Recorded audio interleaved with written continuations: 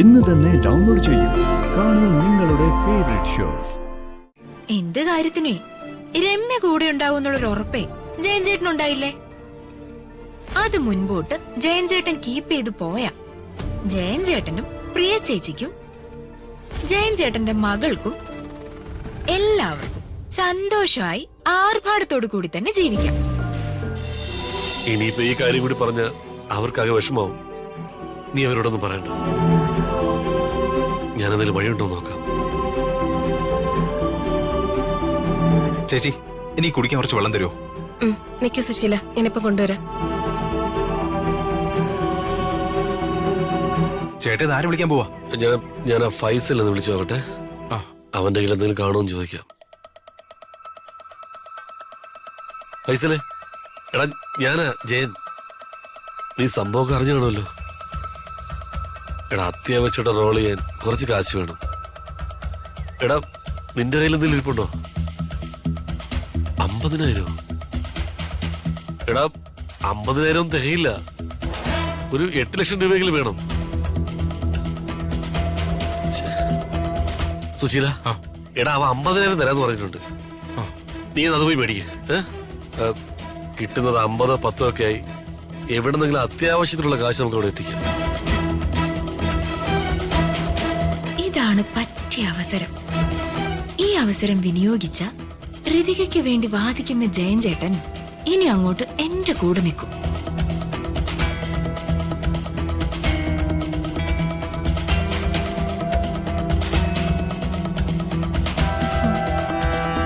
ജയൻ ചേട്ടാ, എന്തു പറ്റി? എന്തോ വലിയ പ്രശ്നത്തിലാണെന്ന് തോന്നുന്നു. പ്രശ്നമൊന്നുമില്ല. രമ്യ എന്താ ഇവിടെ? ഈ ചോദ്യം ചോദിച്ച ആ ഡയലോഗ് ഞാൻ വീണ്ടും പറയും കേട്ടോ. ഇത് എന്റെ വീടല്ലേ. ഞാൻ വാടകയ്ക്ക് കൊടുത്തിരിക്കുന്ന വീടിന്റെ പരിസരത്ത് വന്ന് നിൽക്കാൻ എനിക്ക് പാടില്ലാന്നുണ്ടോ? എന്താ അവിടെ നിന്നു? എടാ ശ്യാമേ, എടാ നിന്റെ കയ്യിൽ കാശ് വല്ലതും ഉണ്ടോ?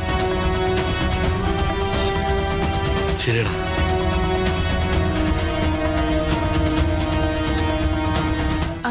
ജയൻ ചേട്ടന് കാശിന് എന്തോ അത്യാവശ്യം ഉണ്ടെന്ന് തോന്നുന്നല്ലോ. എത്ര രൂപയാ ജയൻ ചേട്ടാ? രമ്യ ഇതിൽ ഇടപെടണ്ട. അങ്ങനെ പറഞ്ഞ എങ്ങനെയാ ജയൻ ചേട്ടാ? ഒന്നുമില്ലെങ്കിലും ജയൻ ചേട്ടൻ എന്റെ സുഹൃത്തല്ലേ. ജയൻ ചേട്ടൻ പറ, പൈസ ഞാൻ തരാം. രമ്യ എനിക്ക് വേണ്ടെന്നല്ലേ പറഞ്ഞത്? എനിക്കുള്ള പൈസയൊക്കെ ഞാൻ ഒപ്പിച്ചോളാം. രമ്യയുടെ വീട്ടിലേക്ക് പോ. ജയൻ ചേട്ടത് എന്തായി പറയുന്നേ? ഈ കൊച്ചു പൈസ തരാന്ന് പറയുമ്പോ അത് മേടിച്ചെടുത്ത് കൊടുക്കാൻ നോക്ക്. സമയം ലേറ്റ് ആവും തോറും ഇത് വള്ളിയാവേ. ജയൻ ചേട്ടൻ വലിയ വാശിക്കാരനല്ലേ. എന്റെ കയ്യിൽ നിന്ന് പൈസ വാങ്ങില്ലായിരിക്കും.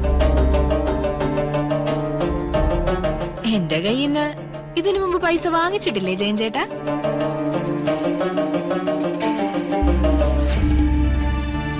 രമ്യ പ്ലീസ്, ഞാനാകെ മനസ്സ് തകർന്നു നിൽക്കുക. ഈ സമയത്ത് എന്നെ ടോർച്ചർ ചെയ്യല്ലേ.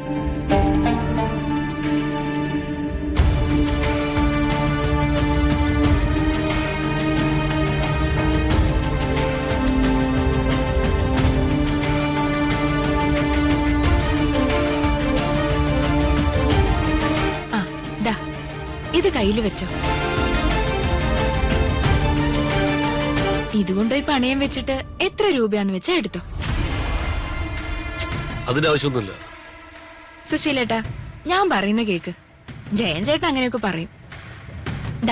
ഇതിരിക്കട്ടെ, പെട്ടെന്ന് ചെല്ല്. നിങ്ങൾ പറഞ്ഞതെല്ലാം ഞാൻ കേട്ടു. നിങ്ങൾക്കിപ്പോ കാശിന് നല്ല ആവശ്യമുണ്ട്. ചെല്ല്. സുശീലേട്ടൻ വേഗം പോയി വേണ്ട എന്താണെന്ന് വെച്ചാ ചെയ്.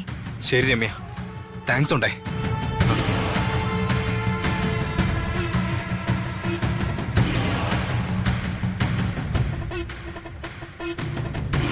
രമ്യ, സോറി.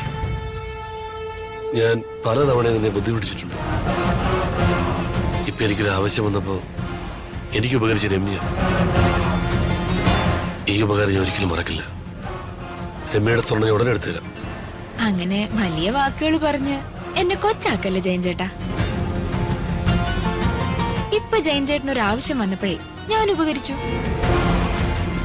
എനിക്ക് പല ആവശ്യങ്ങൾ വന്നപ്പോഴൊക്കെ ജയൻ ചേട്ടൻ ഉപകരിക്കാന്ന് പറഞ്ഞിട്ട് ഉപകരിച്ചില്ല. പക്ഷെ ഞാൻ അങ്ങനെയല്ലാന്ന് ഇപ്പൊ മനസ്സിലായല്ലോ.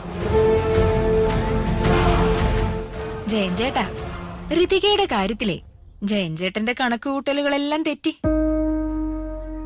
ശരിക്കും രാജുവിന്റെ ഋതികയുടെയും പ്രണയം കണ്ടുകൊണ്ടും പ്രണയത്തെ സപ്പോർട്ട് ചെയ്തതുകൊണ്ടും മാത്രമല്ല, മന്ത്രിയുടെ മകളായ ഋതികയുടെ സമ്പത്തും സ്വത്തും ഒക്കെ കണ്ടിട്ടല്ലേ ജയൻ ചേട്ടൻ അവരുടെ വിവാഹത്തിന് കൂട്ടുനിന്നേ. രമ്യ, ഞാൻ അങ്ങനെ ഒന്നും ചിന്തിച്ചിട്ടില്ല.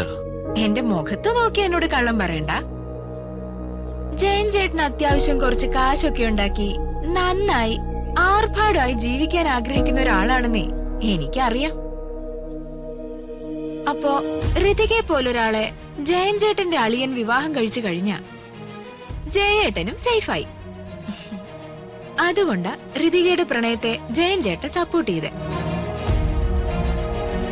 ജയൻ ചേട്ടനത് സമ്മതിച്ചു തരില്ല എന്ന് എനിക്കറിയാം. പക്ഷേ സത്യം അതാ. പിന്നെ ജയൻ ചേട്ടാ, ഋതികയും രാജുവായിട്ടുള്ള വിവാഹമൊന്നുമേ നടക്കാൻ പോകുന്നില്ല. ജയൻ ചേട്ടൻ എന്നെ സപ്പോർട്ട് ചെയ്താലും ഇല്ലെങ്കിലും ഞാൻ വിളിക്കുന്ന ദൈവങ്ങളെ എന്റെ മനസ്സിലെ ആഗ്രഹങ്ങൾ ഇതുവരെ കാണാതെ പോയിട്ടുമില്ല, ഇനി അങ്ങോട്ട് ഉണ്ടാവുകയില്ല. അതുകൊണ്ടേ ഇനി മന്ത്രിയുടെ വീട്ടിൽ നിന്ന് കിട്ടുന്ന സമ്പത്ത് വേണോ, അതോ രാജു രമ്യയെ വിവാഹം കഴിച്ച് രമ്യ തരുന്ന ലക്ഷങ്ങൾ വേണോന്ന് ജയൻ ചേട്ടൻ തീരുമാനിക്കും.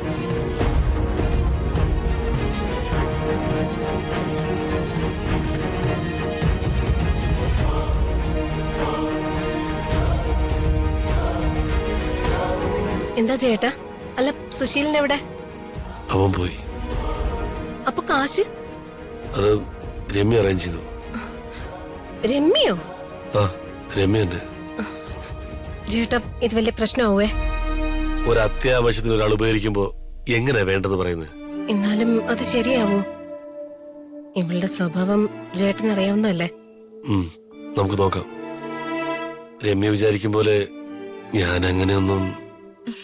വേണ്ട ജയേട്ടാ, വീണ്ടും എക്സ്പ്ലനേഷൻസ് ഒന്നും വേണ്ട. ഞാൻ പറഞ്ഞല്ലോ, എനിക്ക് പറയാനുള്ളത് ഞാൻ പറഞ്ഞു. ഇനി എന്താ വേണ്ടെന്ന് വെച്ചാ ജയേട്ടൻ തന്നെ തീരുമാനിച്ചോ. ഞാനിപ്പൊ കൊടുത്ത സ്വർണ്ണമൊന്നുമേ എനിക്ക് ചേട്ടൻ തിരിച്ചെടുത്ത് തരൂന്നും വേണ്ട. സുശീലേട്ടൻ അതെവിടെയാ പണയം വെച്ചെന്ന് എന്നോട് പറഞ്ഞാ മതി. അതെടുക്കാനുള്ള ക്യാഷ് ഞാൻ കൊടുക്കാം. ജയൻ ചേട്ടൻ ഇപ്പോ സാമ്പത്തികമായിട്ട് ബുദ്ധിമുട്ടി നിൽക്കുകയാണല്ലോ. ജയൻ ചേട്ടന്റെ ബുദ്ധിമുട്ടുകളെല്ലാം മാറട്ടെ. പ്രശ്നങ്ങളെല്ലാം തീർത്ത് ജയേട്ടന്റെ ഷോപ്പ് വീണ്ടും ഓപ്പൺ ചെയ്യും. എന്ത് കാര്യത്തിനേ രമ്യ കൂടെ ഉണ്ടാവും എന്നുള്ളൊരു ഉറപ്പേ ജയൻ ചേട്ടനുണ്ടായില്ലേ? അത് മുൻപോട്ട് ജയൻ ചേട്ടൻ കീപ്പ് ചെയ്തു പോയാ ജയൻ ചേട്ടനും പ്രിയ ചേച്ചിക്കും ജയൻ ചേട്ടന്റെ മകൾക്കും എല്ലാവർക്കും സന്തോഷമായി ആർഭാടത്തോടു കൂടി തന്നെ ജീവിക്കാം.